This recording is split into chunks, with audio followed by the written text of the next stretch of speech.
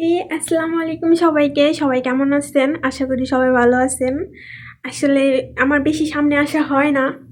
সবসময় পিছন থেকেই কথা বলা হয়। তো আজকেই তো ফাইনালি চলে আসলাম সামনে। সবাই কেমন আছেন জানাবেন। আর আজকে বের হবো একটু। দেখি কোথায় যাওয়া যায়। উফ! আমি একটু নিচে বসে, বসে কথা বলি। আম সবাই আমাকে সাপোর্ট করবেন। আর গুরুত্বপূর্ণ একটা কথা বলতে আসছে। গুরুত্বপূর্ণ না, আমার কাছে গুরুত্বপূর্ণ যে সবাই জানুক এটা। আসলে আসলে সব শাশুড়িরা এক না, আর সব বউরা এক না। অনেক ফ্যামিলিতে আছে যে অনেকে বউরা ভালো, শাশুড়িরা খারাপ। আবার অনেক ফ্যামিলিতে আছে যে বউরা খারাপ, শাশুড়িরা ভালো। এরকম অনেক অনেক আছে। কিন্তু বেশিরভাগই আমি দেখছি যে শাশুড়িরা মেনে নিতে পারে না ছেলের বউরে। আর তারা মেনে নিতে পারে না যে অন্য বাড়ির একটা মেয়ে এসে আমাদের বাড়িতে কেন এত কিছু করবে, হরদারি করবে বা খাবার, মানে খাবার না, খাবার একদম বেশি হয়ে যায়, মানে অনেক কিছু ব্যবহার করবে যা নিজের মেয়ে করতো সেই সেই পরিবর্তে তার বউ করতেছে। কিন্তু ফার্স্টে তো এরকম কেউ মেনে নিতে পারে না, তাই না? কিন্তু আমি সব শাশুড়িদেরকে বলবো যে প্লিজ একটু ধৈর্য ধরেন, ধৈর্য ধরে তাকে সময় দিন। খারাপ হোক সমস্যা নাই, ননদ খারাপ হোক সমস্যা নাই, যদি স্বামী ভালো হয় দিন শেষে একটা নারী তার সকল দুঃখ কষ্ট সহ্য করে মাথা উঁচু করে বাঁচতে পারে। এটাই।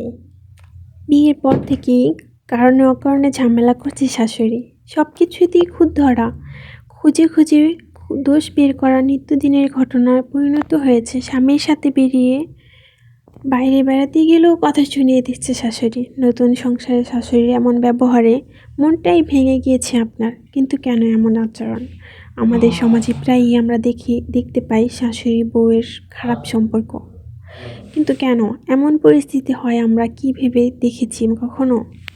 নাকি সংসারে নতুন পা রাখা মানুষটিকে দোষারোপ করেই ক্লান্ত হয়ে যাই আমরা?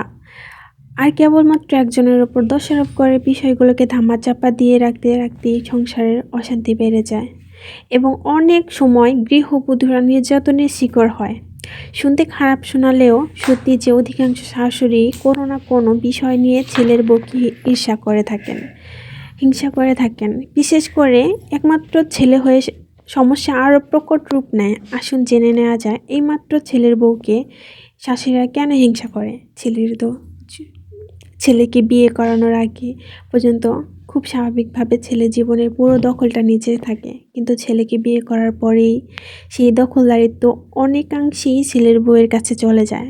ইচ্ছে না থাকা সত্ত্বেও এই দখলদারিত্বের হাত বদল অনেক শাশুড়ি মেনে নিতে পারে না। ছেলেকে বিয়ে করানোর আগ পর্যন্ত পুরো সংসারটা শাশুড়ির কর্তব্যেই থাকে,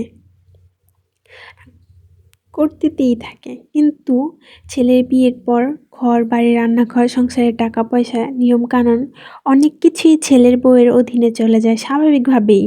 এই হঠাৎ পরিবর্তনটা অনেক শাশুড়ি মেনে নিতে পারেন না এবং মনের গভীরে অভিমানের সৃষ্টি হয়।